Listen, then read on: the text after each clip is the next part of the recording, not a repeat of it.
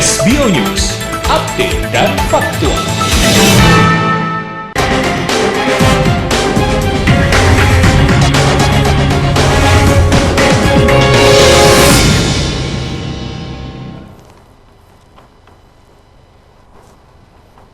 Halo, selamat malam pemirsa, berjumpa kembali bersama saya Rini Kusuma dalam program Kawan Dewan.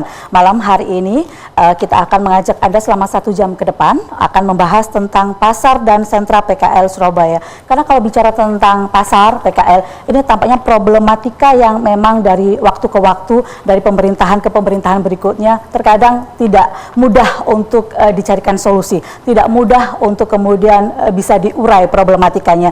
Kalau kita lihat di kota Surabaya ini banyak sekali titik-titik sentra PKL yang mulai dibangun, yang mulai dibangun untuk kemudian diperuntukkan bagi para PKL, tapi memang juga tidak menutup telinga, tidak menutup mata bahwa ada beberapa spot yang tampaknya jauh dari berhasil, jauh dari peruntukannya dan tidak berkembang sama sekali. Itu dia yang juga terus disuarakan. Kita ingin tahu saat ini bagaimanakah kabarnya sentra-sentra PKL maupun pasar-pasar, apalagi pasar tradisional di kota Surabaya ini, apakah benar ya kalau kita bicara di ambang kepunahan, di ambang tidak bisa berkompetisi dengan era saat ini? Kita akan perbincangan bersama 3 orang narasumber kita di sini. Yang di tengah saya sapa lebih dahulu anggota Komisi B DPRD Kota Surabaya, Pak Erwin Cahyuadi. Selamat malam Pak Erwin. Selamat malam. Terima kasih sudah hadir. Kemudian di sebelah saya ada Pak M. Sunar, beliau koordinator PKL Jambangan, juga pemerhati pasar. Selamat malam Pak Sunar. Juga ada Pak Ismail Hamzah, Ketua Paguyuban Pedagang Pasar Tanjung Sari. Selamat malam Pak Ismail. Yang banyak keluhannya Pak Ismail nih kayaknya. Tapi kita ke Pak Erwin dulu deh untuk membuka diskusi kita malam hari ini. Bicara tentang pasar dan sentra PKL, Pak, sentra-sentra PKL, pasar itu kan sebetulnya kalau dikatakan kan topangan roda ekonomi Kota Surabaya ya. Retribusinya juga ini menggerakkan perekonomian Kota Surabaya. Tapi kalau bicara kondisi pasar tradisional saat ini, betulkah kita di ambang punah kondisi pasar nih Pak? Sebetulnya kalau ambang punah itu tentang keuangannya. Tentang keuangannya? Iya. Kalau PD Pasar saya kira nggak berbenah, ya bisa-bisa kolab. Seperti itu. Sampai sekarang ini? Ya. Tidak membaik, malah justru kolab? Mudah-mudahan sudah diangkatnya secara secara fakta bahwa sudah 3 direksi sudah menempati semua. Tinggal direktur utamanya yang belum. Nah ini direksi keuangan, direksi pembinaan pedagang dan direksi teknik itu sudah ada semua, tinggal direktur utama. Apa sih Pak problem terbesarnya? Apa? Saya kira problem pertamanya itu tidak ada transparansi antara direksi dan direktur. Begitu, tidak ada transparansi. Betulnya kalau setiap tahun kan mesti kita panggil. Ya, dalam pembahasan APBD harusnya mengutarakan, ya Pak, kita itu menunggak pajak sekian, versi pedagang bahwa pajak pernah dibungut, ya, tapi nggak terbayarkan sama PD Pasar. Yang kena WP-nya kan PD Pasar, ya, jadi nggak terbayarkan. Akhirnya bertahun-tahun numpuk, akhirnya sama kantor pelayanan pajak ditagih, sehingga diblokir. Berapa 17 miliar kalau nggak salah itu. Ya, habis gitu cari utangan, ya, cari utangan di bank plat merah, ya, alasannya untuk membayar itu, tapi akhirnya uang yang dari bank itu bercampur dengan ini. Makanya saya bilang ada kesalahan dari administrasi, sehingga mantan direktur utamanya kan sekarang udah masuk di penjara, seperti itu. Makanya dalam saat ini kami tinggal memantau. Tugas kami kan juga, fungsi kami hanya memperhati aja di sana, memantau pelaksanaan daripada program yang sudah ada. Sekarang ada 3 direksi, bagaimana ke depan nanti akan kami panggil. Tapi kan kemudian komunikasi Dewan dengan PD Pasar maupun campur tangan Dewan itu sebenarnya juga ada kan? Sebetulnya ada. Ruangnya juga terbuka. Fungsi kami itu fungsi anggaran ya, fungsi anggaran juga fungsi perda, juga membuat perda, juga fungsi pengawasan controlling seperti itu. Bagaimana Dewan memanfaatkan fungsi itu, utamanya dalam kontrolnya? Apakah kalau kemudian PD Pasar kondisinya semacam itu karena Dewan juga kontrolnya tidak terlalu bagus mungkin, atau bagaimana Pak Erwin? Sebetulnya tergantung ya. Pokoknya kalau umpamanya pemerintah ini memberi keleluasaan penuh kepada PD Pasar, ini contohnya seperti di Jakarta, bisa berkembang dengan baik, gitu loh. Tapi kalau masih ada intervensi, setiap pergerakannya mesti gini, harus gini, ya nggak bisa mandiri. Sudah sewajarnya kalau sekarang sudah dilepaskan aja PD pasar, hanya kita pantau nanti. Oke. Gitu sebetulnya. Itu profesional kalau gitu. Pak Erwin melihat terlalu jauh dan terlalu banyak intervensi, justru itu yang membuat kemudian tidak bagus perkembangannya. Ya. Kita ke Pak Ismail dulu. Boleh tanya apa kabar nih Pasar Tanjung Sari? Kabar terakhir dulu kan kita dengar apa ya? Bukan sengketa begitu ya? Bukan sengketa ya, tapi konflik gitu loh, gonjang-ganjing. Sekarang gimana? Ya sampai sekarang sih. Sampai sekarang? Iya. Nggak ada solusi? Mungkin dari Dewan sendiri ya. Mungkin tidak ada yang bisa kita keluh kesahkan terhadap siapa, kecuali sama Dewan. Nah, saya sepakat dengan Pak Erwin tadi, ada intimidasi, itu yang susah. Apa susahnya? Kenapa tidak? Apa yang membuat tidak dapat ditemu, kemudian tidak bisa ketemu solusi? Apa sebenarnya itu? kan kita pasar tradisional ini kan mengacu pada Undang-Undang Perda 1 ya, nomor 1 ya tahun 2015 Tentang pasar. Ya, tentang pasar, bahwasannya arwahnya itu di pemberdayaan dan pembinaan pasar tradisional. Dan kita tidak bisa berjalan sendiri tanpa ada pemerintah. Sampai ini nggak ada campur tangan, pembinaan, apapun, pendampingan segala macam, kontrol apa nggak ada. Tidak ada. Sebenarnya kan gampang aja kalau kita kepingin pemerintah kepingin mendapatkan income dari pasar tradisional itu sebenarnya gampang. Keinginan pedagang itu cuma satu kok. Mereka kepingin bisa berjualan dengan tenang, nggak diobrak-obrak sama Satpol PP. Mereka mau bayar apapun dia mau. Seperti contoh nih di kita, semua pedagang yang masuk dalam pasar kita itu semua berbadan hukum. Dan kita memang membuat terobosan baru ya. Semua pedagang dari segi bangunan kita udah semi modern lah. Kita pakai indoor. Ya, pasar-pasar tradisional yang ada di Surabaya mungkin juga kita membuat terobosan yang baru. Kita bersih, pasar kering, boleh diadu. Meskipun ini pasar buah. Meskipun pasar buah. Kalau berbadan hukum, kalau tidak ada masalah secara hukum, kenapa berkonflik dengan Pemkot? Saya kurang tahu.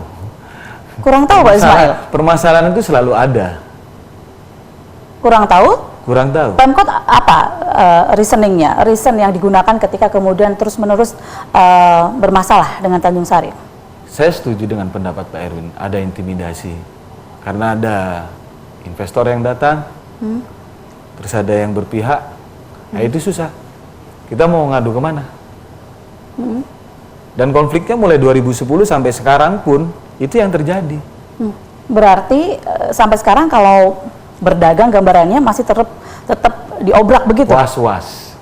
Was-was. Sering diobrak, sering ditertibkan. Ya. Semacam itu. Ya. Pedagangnya berapa sekarang di situ? Sekarang ada sekitar 60 pedagang. 60 pedagang. Dan saat ini pun ada contoh di tetangga kita, teman kita juga, 2 pasar dengan alasan yang tidak jelas mereka ditutup. Ini apa? Kepemilikan lahan kah? Atau apa? Masalah apa sebenarnya dasar akar permasalahannya? Pelanggarannya kan lucu. Satpol PP Dinas Perdagangan memberikan pelanggaran bahwa saya karena menjual banyak.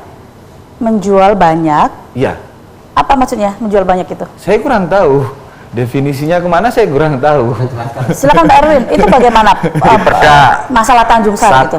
2015 itu kan salah satunya menyebutkan bahwa di sana ada pasar grosir, ya, ada pasar khusus, terus pasar eceran, seperti itu.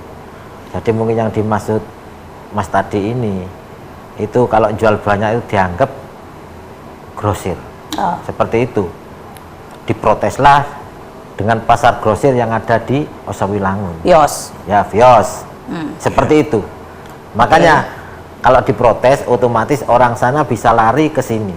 Karena mungkin orang Surabaya kalau ke sana terlalu jauh hanya jual di sini. Jadi ini bersinggungan dengan Vios. Nah, makanya kalau enggak saya yakin seperti itu. Jadi seperti saya katakan tadi, harusnya kami kalau memang berkeberatan ya kami disurati sehingga duduk masalahnya itu jelas. Yang jelas mungkin yang kedua tanah yang dipakai mungkin loh ya, itu harus sesuai dengan peruntukan. Kalau memang sebetulnya pasar itu juga akan mendongkrak PAD sebetulnya loh ya. Sebetulnya seperti itu. Tapi Pak Erwin tahu betul ya di Komisi B bahwa tanah itu peruntukannya Saya untuk nggak pasar tahu atau yang di bukan untuk Tanjung Sari, pasar? saya nggak tahu. Tapi yang jelas di perdanya jelas.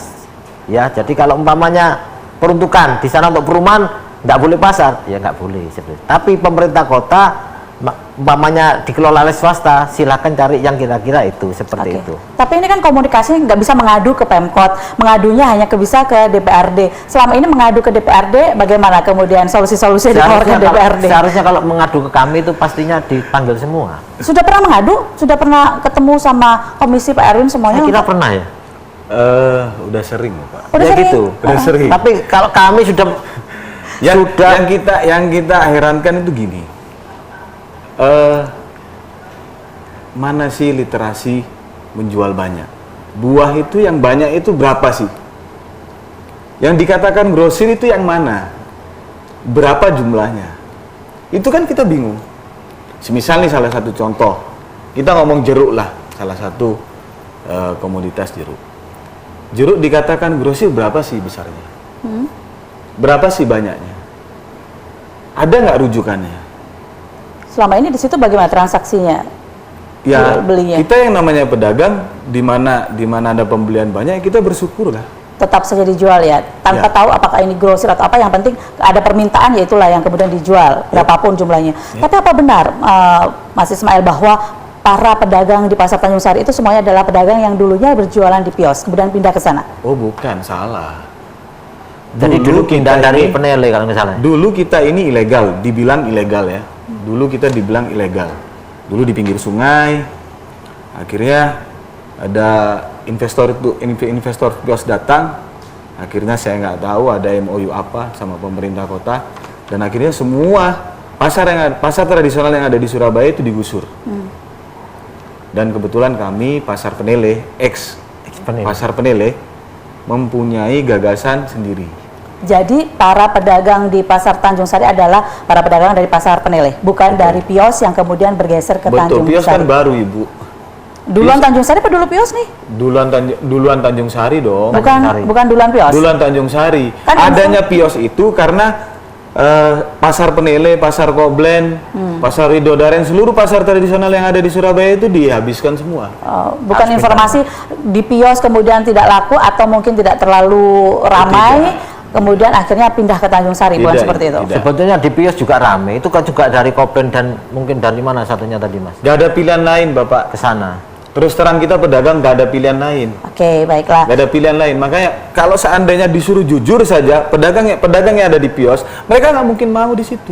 Nggak mungkin mau di Pios. Nggak mungkin mau di Pios. Gitu ya, Terlalu menurut jauh. Mas Ismail. Terlalu jauh. Oh, oke, baik. Satu terlalu jauh, yang kedua cuaca. Cuaca. Di sana hawanya itu mengandung garam karena dekat laut ya.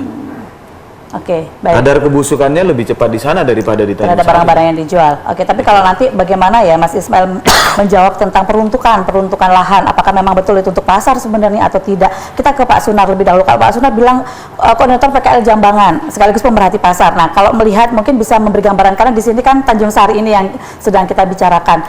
Seperti apa? Kalau dibanding antara pasar dengan sentra PKL, bedanya besar atau bedanya tipis dalam mengelolanya? Ibaratnya begitu. Kalau PKL Jambangan ini kan informasinya bisa jalan dengan baik gitu Pak. Gimana, apa yang bisa di-share, bisa dibagi pengalamannya? Ya, makasih. Saya itu bertahun-tahun akhir ini ya, itu memperhatikan sekali pasar-pasar kita yang di Surabaya. Tidak jauh-jauh lah kita, pasar yang ada sekitaran Jambangan. Itu ada pasar yang dikuasai oleh namanya pasar LPMK. Itu ada. Ada lagi pasar yang dikelola oleh koperasi. Ada lagi pasar yang dikelola oleh langsung PD Pasar. Jadi ada tahapan-tahapan yang mungkin ini sangat saya anggap carut marut. Beda-beda pengelola. Betul. Jadi kalau PKL itu sangat beda dengan pasar. Sangat beda, manajemen pun sangat beda. Kalau PKL yang ada di sekitaran kita di Jambangan itu memang kita rapikan semua, kita masukkan di pasar milik di dinas koperasi. Ini pun tidak bisa memberi harapan yang luas. Kenapa? Ya, banyak pasar sepi sekarang itu. Di sentra-sentra PKL diutama di daerah Jambangan sekitar itu sepi sekali. Nah, ini kemarin tempo hari saya juga di sini juga menyampaikan ke teman-teman, ayolah gimana caranya mendampingi teman-teman PKL itu, mendampingi terus sampai menjual. Jadi mulai dari persiapannya, mulai dari pengelolaannya sampai cara jualnya bagaimana. Ini harus ada pendampingan. Jangan begitu digusur, semua dimasukkan di sentral, dibiarkan. Yang terjadi begitu, betul. pendampingan ini secara ada Pak Dewan kita komprehensif ya. nggak ada. Ada Pak Dewan kita, wadul kita ya, termasuk kita wadul ke Pak Erwin ini. Juga ada pasar-pasar yang dikelola LPMK. Ini memang distribusinya saya yakin sudah diurus ke Dispenda atau pajaknya. Tapi keuangannya kemana semua ini? Ini juga kita melakukan. Kalau sistemnya bagaimana aturannya? Kalau pasar-pasarnya dikelola LPMK, nanti mungkin bisa dijelaskan oleh Dewan kita ini. Lebih menggali lebih lanjut seperti itu, banyak ini. Oke, tapi di lapangan beda-beda pengelola ini menyulitkan atau sebetulnya justru memberi ruang gerak yang cukup bebas? Ya, ruang gerak ke Pungli kalau saya melihat. Ke Pungli? Ya, ke Pungli. Akhirnya Pak Sunat tadi mengatakan, ini kemana larinya keuangannya? Ini harus diaudit betul ini. Jadi ini kalau memang dikelola oleh pasar koperasi mungkin itu manajemennya sudah bagus. Kalau di PD Pasar juga manajemennya juga lebih bagus. Nah, kalau pasar-pasar yang dikelola oleh masyarakat ini bagaimana? Gitu loh. Jadi ini ya memang saya tahu mereka juga membayar ke Dispenda, ada aturan-aturan SOP-nya seperti itu, perwaling juga ada. Tapi ini setelah itu menghasilkan uang kemana semua ini? Masyarakat yang bagaimana, ke arah apa? Ini tolong kami juga harus paham. Sering sekali kan kita tahu bahwa kita dengar sering sekali wadulnya mau nggak mau ya ke Dewan tuh Pak. Mau nggak mau ke Pak Erwin wadulnya. Silakan Pak Erwin nanti jawabannya gimana atas wadulan Pak Suna, wadulan Mas Ismail. Ini tentu saja gambaran dari seluruh para PKL maupun pedagang-pedagang pasar di luar sana yang menyaksikan kita. Tapi kita jeda dulu ya. Usai pariwara kawan Dewan segera kembali.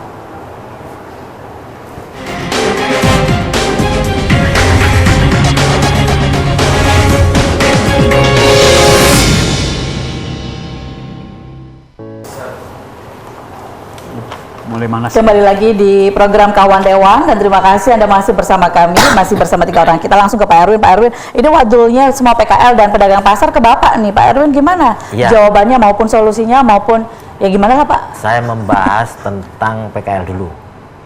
Saya kira pemerintah kota sekarang sudah nggak ada lagi lah istilahnya itu menggusur PKL. Yang benar itu ditata, gitu loh. Sepakat. Kalau pemerintah kota itu jangan secara arogan memindahkan PKL ke tempat yang tidak sesuai dengan keinginan PKL. Mereka itu cari makan.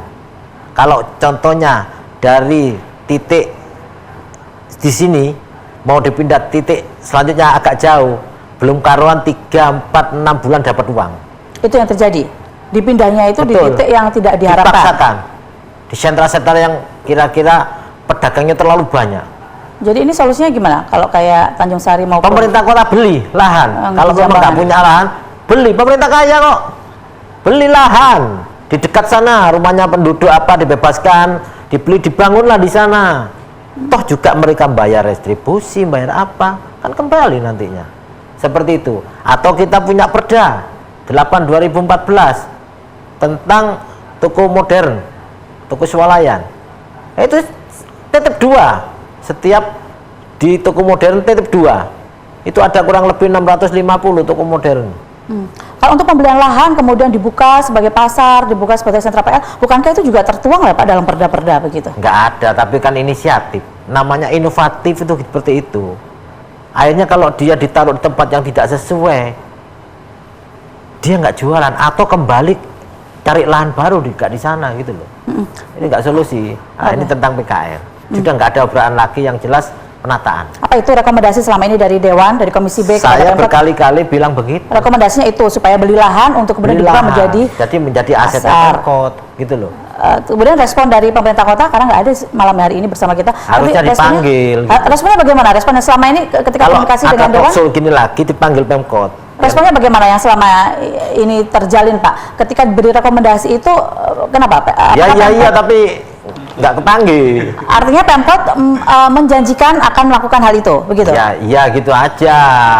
Tapi nggak di follow up. Nah, kami maksa yang eksekutornya kan Pemkot. Kami pengawasan. Ini yang tadi PKL kan tadi pertanyaannya pasar. Nah, pasar sekarang begini. Saya kira pasar itu memang dikelola itu bisa dari swasta, termasuk LPMK, bisa dari PD Pasar sendiri yang lahannya punya pemerintah kota, ataupun yang dikelola oleh dinas koperasi. Saya gitu.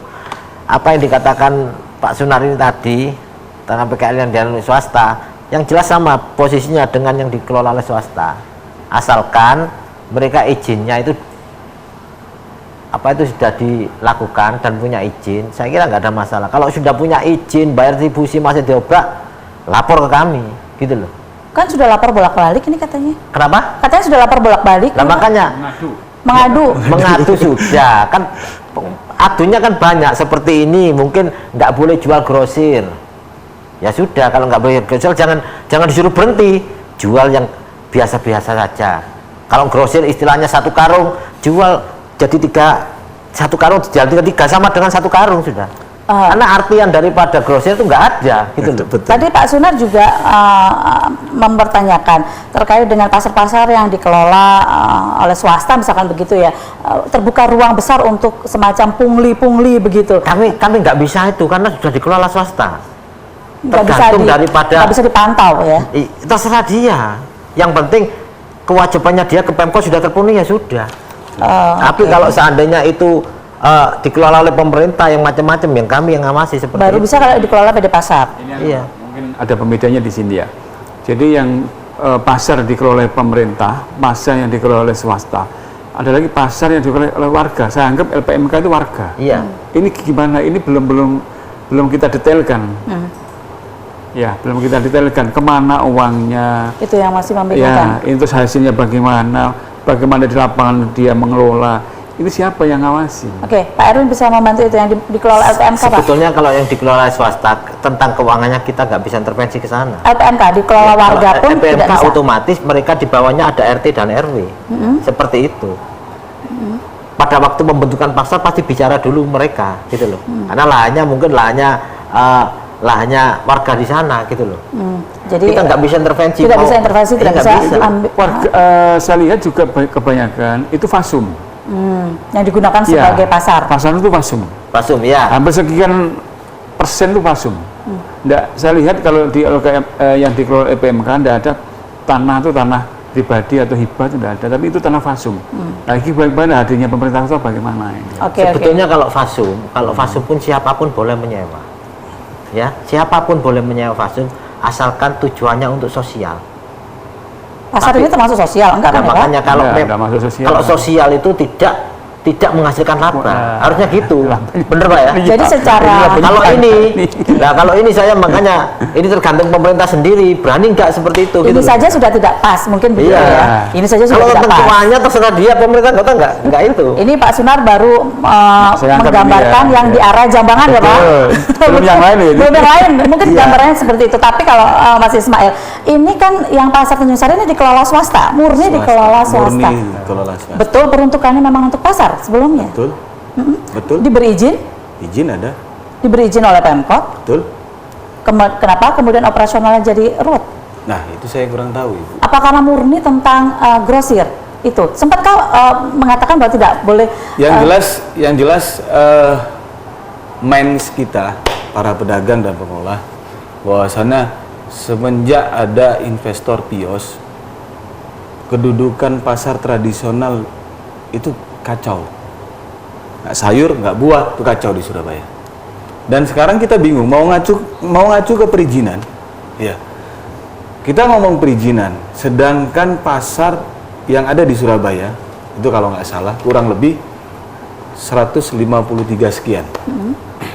Dari itu pasar yang dikelola oleh swasta maupun di bawah naungan koperasi ataupun PD Pasar Surya. Yang berizin sesuai dengan perda itu cuma 5. Mana saja? Tanjung Sari? Tanjung Sari, Tanjung Sari 47, Tanjung Sari 74, Tanjung Sari 103, sama Semua Tanjung Sari? Osowilangon. Osowilangon, oke. Ya, Osowilangon satunya kalau nggak salah Keputaran kayaknya. Salah Keputaran. Nah, yang berizin ini dikorek-korek. Sampai di mana sih kesalahannya? Sebentar, tapi Sedangkan yang lebihnya 148 sekian itu gimana? oke, tapi Dan mungkin kita yang punya izin, bukan kita itu takut dengan pelanggaran, bukan. Tapi kita mendukung adanya pemerintah, gitu loh. Adanya pemerintah membuat perda, kita mendukung. Kita bukan takut dengan perdanya, bukan. oke. Ketika dikorek-korek itu apa yang dijadikan bahan mengorek-korek? Apakah karena tidak boleh jual grosiran aja atau disuruh pindah ke kios? Ya, begitulah. Disuruh pindah ke kios. Betul? Oh, jadi diminta untuk pindah ke kios. Mungkin. Mas Ismail lihat persisnya Karena bagaimana? setahu saya kan gini, kalau memang pemerintah punya keinginan harus ada tempat yang baru, itu baru digusur. Nah ini tidak ada tempat yang baru, mereka main gusur. Tapi Berarti kan diminta- memang sudah diarahkan ke sana, ke bios. Oh, diarahkan ke kios. Diarahkan ke bios. Apa? Berarti boleh pakai kata-kata begini, ada aktor intelektual gitu di belakangnya Lebih pasnya mungkin darinya. supaya Saya nggak bisa menyebutkan gitu. nggak bisa menyebutkan gitu, supaya pedagang pasar Tanjung Sari pindah ke kios Permasalahannya gitu. seperti itu yang diadukan ke DPR dulu. Permasalahan seperti itu. Ya memang realitanya kan Ada begitu Bapak. aduan Setiap juga dari bios bahwa mereka ngomong sepi karena Tapi gini, banyak lain yang yang diprioritaskan mana sih sebetulnya? Pasar yang dikelola oleh pemerintah atau pasar yang dikelola swasta? Itu yang lebih diprioritaskan yang mana sebetulnya? Kalau ibarat kalau masih banyak tempat yang bisa menampung mereka untuk relokasi segala macam, yang diprioritaskan mana? Yang dikelola siapa ya? Yang harusnya mendapatkan prioritas yang Saya lebih? kira nggak ada prioritasan ya. Jadi mau Ini ada nih, pemerintah kota menyediakan tempat. ini loh. Kenapa mau harus? dikelola oleh pemerintah silakan, swasta mau mendirikannya silakan. Seperti itu. Kita membuka usaha seluas-luasnya sesuai dengan visi dan misinya wali kota terpilih. Membuka usaha seluas-luasnya. Betul. Nggak ada prioritas. Jadi kalau sekarang prioritas PD Pasar sendiri bobrok kok. Nah, gitu loh. Artinya ketika kemudian pemerintah kota menyiapkan tempat pasar Sowilangun gini ya di Pios, kenapa nggak ini dulu yang betul-betul dimaksimalkan daripada membangun pasar lain yang itu justru tidak kompetitif, ibaratnya begitu, gimana? sebenarnya saya setuju dengan Pak Erwin juga. Boleh kita amatin Ibu ya, bahwasannya pemerintah sendiri sebenarnya tidak sanggup membuat suatu daerah penggerak perekonomian bawah. Ya, salah satu contoh pasar-pasar yang ada di Surabaya itu menyebabkan keresahan masyarakat semua. Contoh nih, pasar Simo Pak ya, itu macet. Oke. Pasar Unggas, Pasar Unggas, Putaran. terus pasar Tembok, Iya. pasar Keputaran. Sebenarnya kan pemerintah tidak bisa pemerintah sendiri tidak bisa menciptakan penggerak perekonomian. Saya setuju dengan pendapat Pak Erwin tadi, Baik. bahwasannya kalau memang sudah ada tercipta di situ penggerak perekonomian, ayolah kita bantu mereka. Kita bebaskan lahan seperti Pak Erwin tadi yang sampaikan. Baik. Ya kan habis itu ditata distribusinya bagaimana, Oke. kan membuat income Boleh juga. kita nanti lebih dalam menggali sebetulnya lokasi seperti apa yang paling diidamkan oleh pedagang pasar maupun PKL, seperti itu gambarnya. Karena kalau pemerintah kota Surabaya masa sih membangun pasar lokasinya asal-asalan, pasti sudah ada yang namanya survei lokasi atau pertimbangan-pertimbangan bahwa ini nanti pasar ini akan bergerak Kajian. dengan baik. Pasti itu sudah ada, kan seringkali wali kota menyuarakan hal itu di beberapa presentasinya. Kita akan segera kembali sesaat lagi.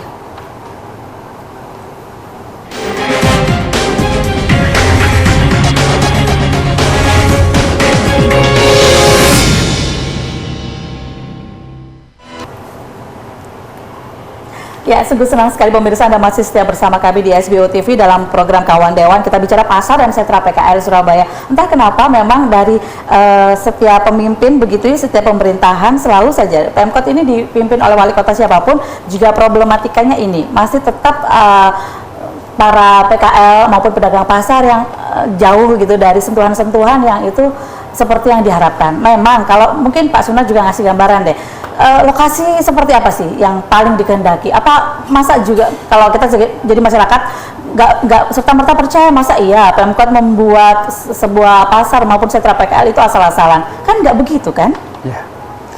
Ya betul Mbak. Jadi saya lebih condong pada pengembangan pasar tradisional. Tentu kalau pasar tradisional ini satu adalah dekat dengan penduduk, jangkauannya itu sangat cepat. Tapi kalau pasar-pasar mall kan sudah ada sendiri kan, sudah penempatan sudah jelas. Tapi kalau pasar-pasar tradisional itu memang pengembangannya harus di tempat-tempat strategisnya di penduduk ya. Yang kedua, kurangnya melibatkan aparat daerah atau mungkin yang pemangku wilayah. Kalau contoh di Jambangan itu ada pasar yang sampai sekarang sepi, itu pasar Jambangan. Dibangun ratusan juta sampai miliaran juga, tapi sampai sekarang sepi. Kenapa sepi? Ya. Jauh dari pemukiman atau? Iya dekat memang, cuma inilah apakah pemerintah kota itu membangunnya ketika itu sudahkah komunikasi dengan penduduk sekitar ataukah sudah komunikasi dengan aparat di tempat tersebut? Ini belum ada. Di sana ada namanya pasar tradisional Karah, ada lagi pasar tradisional di Pagesangan, itu cukup ramai. Jadi terlalu berdekatan. Padahal terbuka, gitu? padahal terbuka ini, nggak ada apa itu bangunannya pasar, tapi ramai. Tapi begitu kita bangun pasar di Kelurahan Jambangan, ini sepi sekali. Berarti nggak serta-merta dekat dengan pemukiman, ramai, nggak serta-merta. Nah, ini kemarin kita soroti masalah nggak menarik sama sekali pasar itu. Jadi infrastrukturnya itu nol, kajiannya kurang tepat. Nah, ini kalau saya apakah di sini manajemen yang diterapkan oleh dinas koperasi itu sudah cocok dengan pasar tersebut? Ini belum ada, belum bisa. Oke. Pak Erwin, di Komisi B, apa melihat mengevaluasinya hanya permasalahan bahwa lokasi lahan itu tidak diinginkan oleh para pedagang, hanya itu saja kah? Kira-kira kenapa pasar-pasar tidak kalau berkembang? membangun suatu pasar maupun sentra PKL itu harus dimulai dengan kajian sosek. Ya, kalau kepingin belajar, saya berkali-kali ngomong, kalau ingin belajar menata dan membangun pasar maupun PKL, belajarnya di Solo. Di Solo. Apa persamaannya? Persamaannya dengan Surabaya gimana? Jauh. Jadi di sana kalau mau memindahkan pasar, mau dibangunkan di mana, itu diajak ngomong pedagangnya. Jadi termasuk layoutnya juga diajak ngomong. Kurang apapun Pak di sini, kalau yang tua gimana kalau nggak dipasang ekskavator seperti ini, kasih ekskavator ya. Bicara lagi apa yang kurang, parkir, oke dirombak lagi. Akhirnya apa? Pak, apa angkutannya nggak ada, dipanggil di sub. Begitu selesai, mereka itu mengupacarakan sendiri pindahnya itu secara tradisional seperti itu. Kita kan nggak digusur, dipaksa masuk, begitu ditinggalkan. Beda Pak. Itu kan urusan perut. Kalau Solo kan tidak membawa kepentingan, tapi kalau di Surabaya kan banyak yang membawa kepentingan. Ini, saya katakan sekali lagi, kalau kepingin pasar di Surabaya ini jauh dari kata sehat, ya. Kalau kepingin, makanya saya bilang berkacalah kepada daerah meskipun daerah itu kecil, tapi pengelolaan pasarnya bagus. Seperti di Pasar Agung, bagus pengelolaannya. Pasar Agung itu di mana Pak? Di Bali. Di Bali. Oke, Pasar Agung. Bagus ya. Bagus. Itu limbah-limbahnya sudah dipupuk, dikelola, bagus. Orangnya juga ramah-ramah. Seperti itu. Kalau di sini kesan daripada pasar itu kering, terus enak, nggak jauh. Tapi tadi Mas Ismail sempat ini ya nyeletuk bahwa itu kan nggak ada kepentingan, beda dengan sini. Apa benar kalau masalah pasar dan PKL nggak ada kepentingan? Perasaan kalau bicara tentang PKL maupun pasar di mana-mana sih ada kepentingan deh. Iya. Jadi kalau pemerintahannya itu tidak membawa kepentingan, mungkin bisa terjadi diajak komunikasi dengan pedagang, gimana enaknya, mungkin bisa terjalin dengan baik Bu. Jadi saya kira gini, membawa kepentingan ya susah. Saya kira gini, nanti ini ke depan ini kan direksinya baru, iya. Direksinya baru, ajalah ngomong pedagang. Bagian direksi pembinaan pedagang, ajalah ngomong pedagang. Mau bangun direksi teknik, ajaklah rembukan dengan pedagang. Tapi bertahun-tahun, berpuluh-puluh tahun Pak, dari dulu juga sering loh Pak. Kami sudah ajak bicara pedagang, kami sudah ajak bicara pedagang. Pedagang yang mana dulu Pak, Bu? Itu gimana itu Saya katakan kalau memang pemerintah jujur, kepingin secara profesional, mereka itu direksi sudah melalui tes fit and proper dan banyak yang daftar gagal ya. sehingga mereka dikatakan yang terbaik karena decision makernya ada di wali kota. Kasih keleluasaan, jangan ada intervensi, mereka biar bekerja sendiri. Kalau nggak bagus langsung ditindak. Tapi fit and propernya ada di dewan. Dewan tidak pernah sedikit pun ataupun diundang untuk mengadakan fit and proper, tidak pernah. Tidak ada yang suka masukkan sosok-sosok direktur KBS, PDTS KBS, direktur PDAM, pasar tidak pernah diajak rembuk. Ya. Betul itu. Padahal dewan punya karakter kriteria-kriteria sosok-sosok yang dianggap mampu membenahi, begitu. Betulnya kan minimal memberi masukan. Ini tidak pernah diajak ngomong. Memang secara kewenangan itu memang wali kota yang menentukan. Kewenangannya wali kota. Iya. Tapi ada aturan yang signifikan, aturan yang spesifik. Dewan juga punya peran dalam fit and proper, Pak? Nggak ada. Makanya saya katakan, loh, padahal seluruh BUMD di kota Surabaya ini di bawah komisi saya. Harusnya minimal ini loh. Kon ngrungono tok ae aja melok takon iki lho, ono fit and proper gitulah atau memberi masukan. Kan enak. Sosoknya gimana yang diinginkan oleh Komisi B, Pak, untuk kenapa? Sosok yang nomor 1 di PD Pasar begitu, yang untuk membawahi seluruh pasar. Ya, yang jelas yang seperti apa? Siapapun boleh, yang jelas itu tidak ada intervensi. Mereka dibayar mahal, kembangkan mereka secara pikiran dia yang inovatif sudah. Artinya tidak ada masalah dengan sosok yang ada di kursi itu, tapi justru dari pihak Pemkot sendiri yang jangan terlalu mengintervensi, begitu? Iya, biasanya seperti itu kan. Kita nggak berani, Pak, nanti tanya dulu ke pemerintah. Loh, sudah kalau di Jakarta dikasih kewenangan, Pak, kewenangan gini. Baiklah, tapi kalau untuk Tanjung Sari ini kira-kira bagaimana gambarannya ketika kemudian terus-menerus dalam kalau dia punya izin nggak ada haknya sebetulnya untuk mengobrak-abrik, nggak ada.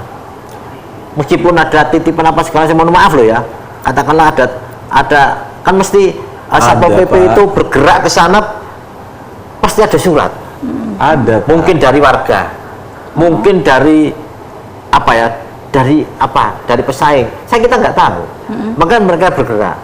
Kalau dia punya izin, jangan takut, gitu loh. Ada. Makanya nanti kalau jenengan itu punya izin, asalkan mereka sesuai dengan real yang ada di perda itu, nggak ada masalah sebetulnya. Oke, jadi Mas Ismail gimana rencananya? Kuat-kuatan atau ada rencana yang strategis?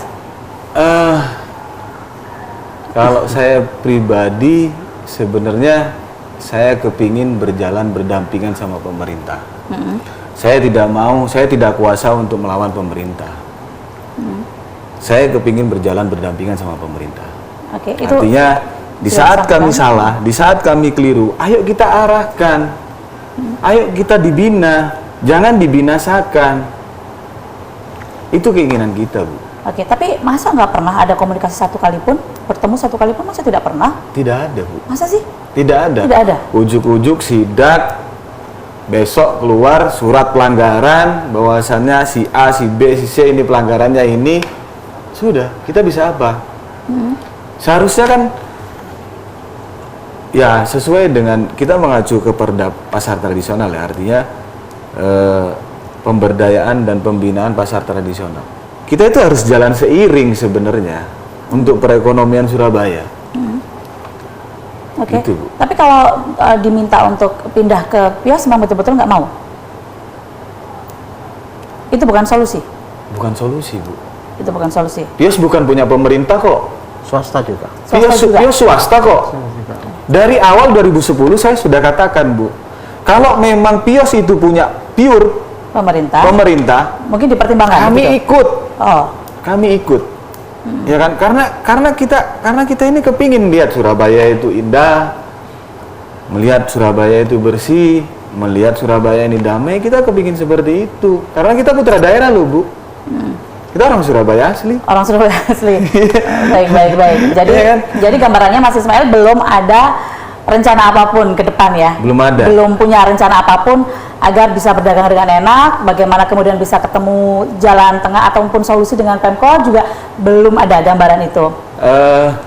Saya sih saat ini lagi membuat terobosan, Bu ya. Lagi membuat terobosan, saya bikin pasar yang tidak ada di Surabaya. bikin lagi pasar ini. Bikin lagi pasar nih. Tanjung Sari itu disulap yang lain apa bikin lagi pasar baru? Bikin lagi pasar. Bikin lagi pasar baru. Ibu.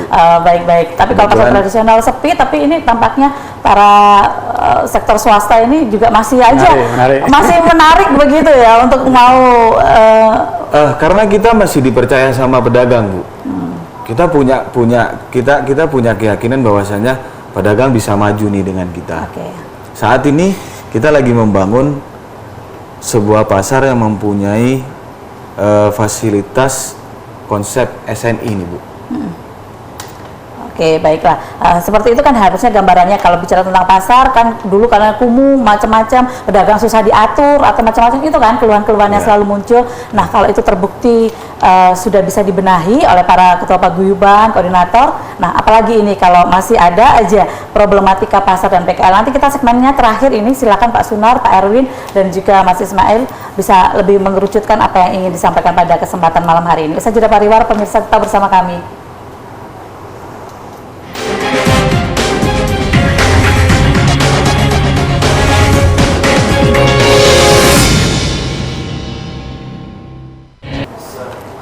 Pemirsa, kawan Dewan, berada di sesi terakhir kita malam hari ini. Masih ada Pak Erwin dari anggota Komisi B, Mas Ismail dari Ketua Paguyuban Pedagang Pasar Tanjung Sari, dan Pak Sunar, Koordinator PKL Jambangan, pemerhati pasar juga.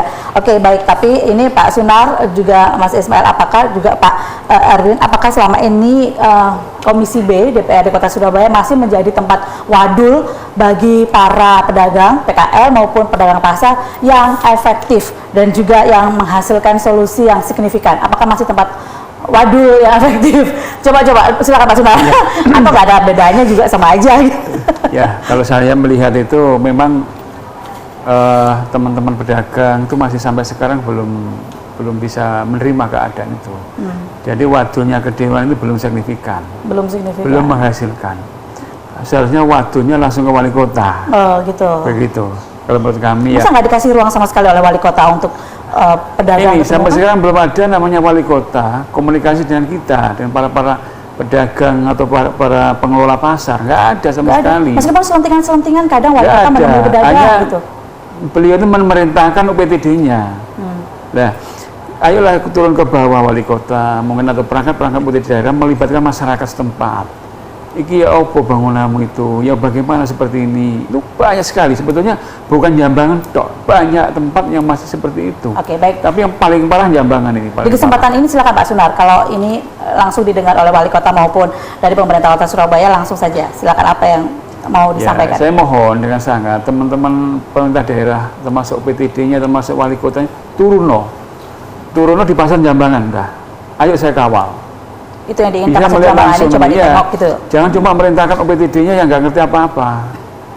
Apalagi BKL seperti Pejasera itu juga sepi sekali tuh di Jambangan itu. Meskipun itu kepanjangan tangan sebetulnya, tapi ingin sosok wali kota yang hadir. Pada sewanya murah sekali. Menemui. Nah, saya tadi pesan teman-teman dari Tanjung Sari, kalau memang itu betul-betul swasta, saya minta manajemennya bagus, terbuka, dan murah juga. Biasanya kan murah ini susah kalau dikelola swasta ya, agak mahal gitu biasanya. Inilah kesempatan kami sebetulnya para pedagang, para masyarakat itu menggunakan punyanya pemerintah daerah. Tapi ini memang saya anggap pengawalannya tidak ada, pendampingan tidak ada, walaupun ada, tapi nggak signifikan menunjukkan gregetnya di situ. Oke, baik. Pak Erwin yang terakhir aja, saya ke Mas Ismail. Apa benar seperti Pak Sunar bahwa kalau wadul ke Dewan ini juga nggak ada sesuatu yang signifikan yang diterima gitu, nggak efektif juga wadul ke Dewan nih? Dibilang efektif. Ini kawan Dewan ini, semuanya kawannya Dewan. Dibilang kurang efektif ya kurang efektif. Oke. Tapi saya sepakat dengan Pak Sunar bahwasannya wali kota kayaknya di permasalahan pasar tradisional yang ada di Surabaya ini kayaknya sekarang ini nggak sampai ke atas, Bu, nggak sampai ke wali kota. Jadi Mas Ismail merasa wali kota nggak tahu nih problematika Tanjung Sari gitu. Ada yang ngatur nih di bawah wali kota ini, ada yang ngatur nih. Jadi Mas Ismail curiga nih wali kota nggak ngerti tentang problematika Tanjung Sari, permasalahan Tanjung Sari. Saya yakin nggak tahu, Bu. Oh gitu. Saya yakin nggak tahu. Gimana ininya? Tolak ukurnya? Bagaimana taunya? Kenapa kok punya anggapan begitu? Karena saya ke Dinas Perdagangan, bahwasanya mereka itu ada intimidasi.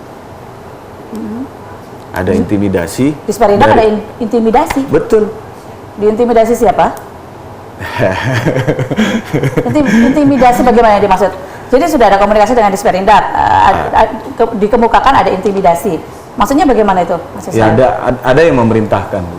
Memerintahkan Tanjung Sari nggak jalan gitu atau bagaimana? Betul. Jangan sampai keluar izinnya. Jangan sampai keluar izinnya. Loh, katanya sudah ada izinnya. Yang teman-teman kita berizin aja udah tutup, Bu. Apalagi yang nggak berizin. Nah, saya bingung yang jadi nggak berizin. semua berizin, maksudnya gitu. Ya, teman-teman kita itu berizin, tapi ditutup. Dan permasalahannya itu nggak jelas. Dan itu ada yang nyetir. Ada yang nyetir. Itu disampaikan oleh Disperindak. Ada. Oke. Ada. Langsung dari pimpinan Disperindak begitu atau bagaimana? Bukan. Bukan. Desas-desus. Bukan desas-desus. Oh, bukan desas-desus. Orang Disperindak sendiri. Orang Disperindak. Oke. Iya. Tapi kalau pasar Tanjung Sarinya berizin. Oh, berizin, Bu. Jelas. Berizin. Semua yang tidak ada di boleh pasar. sampai keluar izinnya itu yang siapa? Kenapa, Bu? Yang jangan sampai keluar izinnya itu untuk untuk para pedagang, untuk tingkatan para pedagang begitu atau bagaimana? Bukan, untuk pengelola, untuk pasar baru. Oke. Itu ada yang perintah. Bahwasannya jangan sampai keluar izin lagi lah. Jangan sampai keluar izin lagi.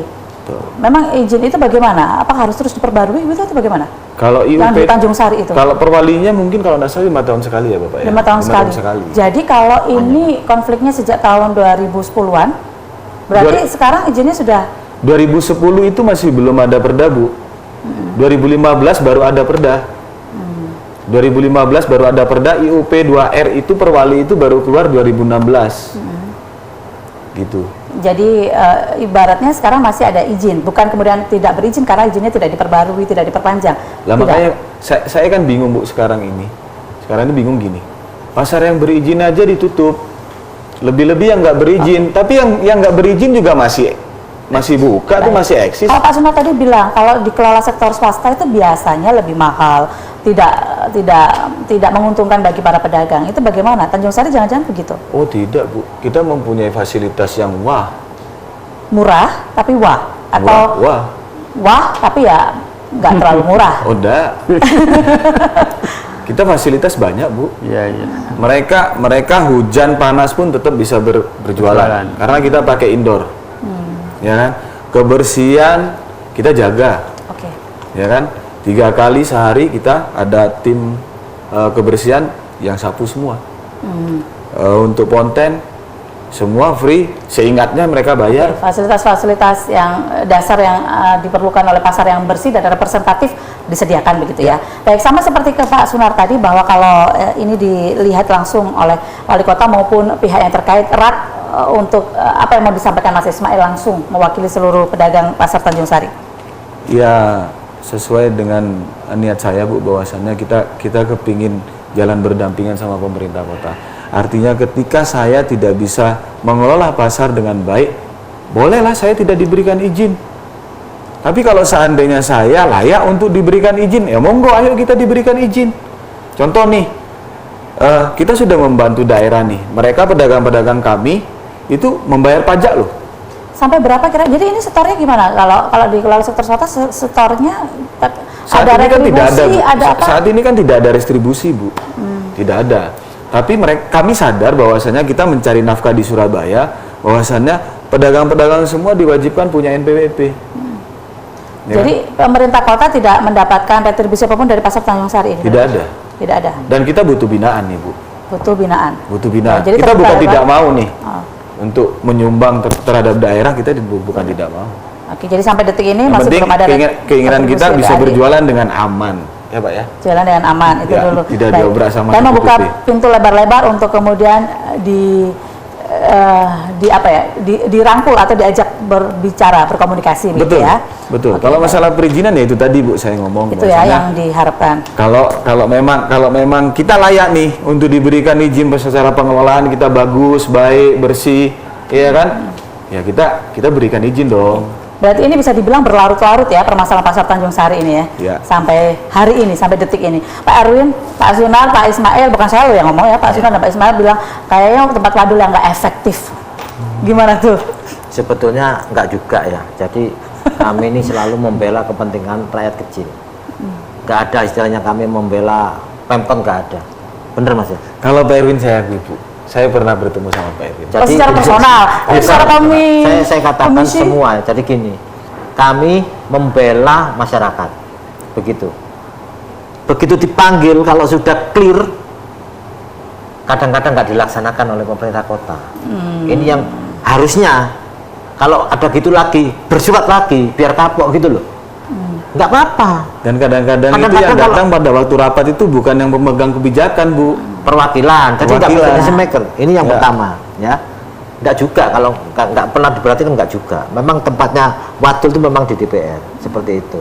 Kami pasti mengundang semua. Kadang-kadang kan di apa itu pemangku yang datang itu diwakilkan, bukan decision makernya kayak kepala dinas, bukan. Makanya ini kan repot juga seperti itu. Terus yang kedua, saya harapkan dinas-dinas terkait ya, Desperindak, terus bagian perekonomian, asisten bidang perekonomian, Betul. Satpol PP, dinas koperasi, wali kota mengumpulkan secara berkala masing-masing perwakilan pedagang pasar, ditanya karpe diapakno. Betul. Gitu. Betul itu Pak. Kalau memang ini kan apa itu budaya bagus sebetulnya. Kalau sudah gitu saya kira banyak adulan dari pedagang-pedagang PKL semua nanti nyampe ke Bu Risma. Oke. Seperti itu. Jadi Nanti- suara-suara Pak Suna, Pak Ismail dan pedagang yang lain itu sebenarnya sudah katam gitu ya, ibaratnya dari A sampai Z itu Pak Erwin tahu sebetulnya. Beliau kan tahu. Problemnya ya itu, tapi kami kan bukan eksekutor. bukan eksekutor, tapi misalnya memberikan masukan ke Pemkot. Iya. Jadi saya kepinginnya di otak saya, mungkin juga teman-teman saya kepingin Surabaya ini punya pasar-pasar yang bagus-bagus. Sudah gak bau, gak becek, pengelolanya secara profesional, bayar restribusi ke PD pasarnya sudah nggak pakai tarian dari uang, ditarik langsung gini, sudah pakai kartu seperti di Jakarta. Tapi kan ada Pak pasar yang seperti itu, gambarannya kan Ada di juga Jakarta. ada. Di tempat saya juga pakai edisi Di semua, Surabaya Bu. kan juga ada. Hampir gitu. rata-rata ditarik langsung oleh outsourcing itu loh. Kan rawan berapa orang yang dipenjara itu karena ditilep uangnya, gitu loh. Makanya secara profesional lah, ya. Ini nanti kalau sudah ada dari utamanya silakan nanti kami akan pantau bener-bener seperti itu. Yang kedua, sudah tidak ada lagi. Saya himbau kepada Satpol PP sudah berhenti untuk ngobrak-ngobrak PKL itu.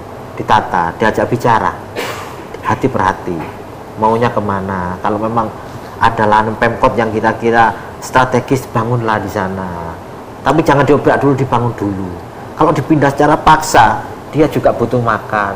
Kadang juga bayar utang, sepeda motor kasihan. Kalau mengadu pasti nangis, Mas ya? Ya. Pasti nangis. Oke. Seperti itu. Tapi kan juga sering sekali kita dengar semangatnya Pemkot juga semangat untuk menata pasar tradisional, menata PKL. Kan itu juga sering kita dengar Pak Erwin, semangatnya menata itu. Ya, tapi kan yang kalau sudah semangatnya menata, tidak ada lagi adulan ke dewan. Tapi kadang-kadang nggak ada tempatnya, dia jualan ditaruh di tempat yang jauh, dia butuh makan nggak sehari, seminggu, sebulan dapat uang, kembali lagi matul ke dewan. Nah, seperti itu. Tapi kan tidak semua ratusan tempat yang kayak pasar maupun sentra PKL itu kan tidak semuanya gagal kan ya. Ada juga yang memberikan progres yang bagus misalkan. Sebetulnya kalau kita punya pasar yang di bawah PD pasar kurang lebih ada 70-an lah, yang di bawah PD pasar loh ya, itu dikelola secara profesional, luar biasa hasilnya. Luar biasa sih. Luar biasa. Luar biasa. Itu bisa menyumbang PAD luar biasa seperti Luar itu. biasa. Terus PKL, cobalah, saya berkali-kali mengatakan taruh di toko swalayan 2 aja 2 titik, harus mau. Oke. Karena perdanya mereka itu harus mengadop daripada UMKM. Jadi gitu loh. buntunya di mana sih sebetulnya? Buntunya di mana? Ketika kemudian semangat dari Pemkot ini membangun, menata, Buntunya itu karena tidak ada keberanian, sudah titik. berani untuk apa Pak? Apa? Berani untuk apa? Kalau yang melanggar ya tutup. Betul. Sekarang loh, toko swalayan itu izinnya itu kadang-kadang yang dekat dengan pasar perdanya sudah ada, ya 500 meter dari pasar rakyat harus ditutup. Oh, Sampai sekarang masih berdiri. jadi ini gandengannya erat juga dengan pasar-pasar atau toko-toko modern. Termasuk pasar-pasar, pengelola pasar harus adil, gitu loh. Kalau nggak boleh, mulai pertama sudah nggak boleh. Jangan keluar izin, habis gitu dicari kesalahannya, jangan. Jadi gandengannya arah. Jadi antara perda satu dan perda yang lain juga ada yang Ya harus berhubungan seperti begitu. itu. Baik. Ini waktu kita sudah habis. Ini apa kira-kira unek-uneknya sudah semua tersalurkan? Masih belum? Masih banyak betulnya. Nanti kita bikin warung lagi ya. Masih diundang lagi. Masih diundang lagi. Enggak, kita perlu berdampingan lah Bu. Artinya, ayo kapan waktu kita dipanggil diajak Seperti ngobrol gitu. Mas Ismail tadi bilang, laporan 6 bulan nggak ngelapor pelanggaran. Betulnya kan harusnya berkala, 3 bulan sekali datangi, Mas jangan lupa laporannya. Nah sebetulnya lebih baik gitu, mereka juga mau bergandengan kok. Kalau saya kepingin sekali turun semua mulai wali kota sampai anak buahnya turun di Jambangan. PKL Jambangan sepi, pasarnya sepi, terus bagaimana ini? Ratusan juta, miliaran yang dikeluarkan oleh pemerintah, nol. Baiklah, ini yang sudah disuarakan selama 1 jam ke belakang ini hingga saat ini, dan pastinya 1 jam tentu tidak cukup karena waktu bertahun-tahun juga tidak mampu menghasilkan gambaran solusi yang jitu untuk hal ini. Tapi tentu saja harapan kita bahwa semua aspirasi begitu ya dari pedagang pasar maupun sentra PKL ini mampu mendapatkan solusi yang terbaik. Itu tentu harapan kita bersama. Maka dari itu perda-perda diatur, itu kepentingannya untuk rakyat, untuk masyarakat Kota Surabaya. Terima kasih Pak Erwin. Kemudian terima kasih juga Mas Ismail, Pak Sunar juga terima kasih. Mudah-mudahan ada kesempatan lagi dan sudah mendapatkan angin segar tentang pasar Tanjung Sari ini ya. Baiklah kalau begitu kita akhiri dulu untuk program Kawan Dewan edisi malam hari ini. Saya Rini Kusuma pamit, terima kasih banyak untuk kebersamaan Anda. Sampai jumpa lagi.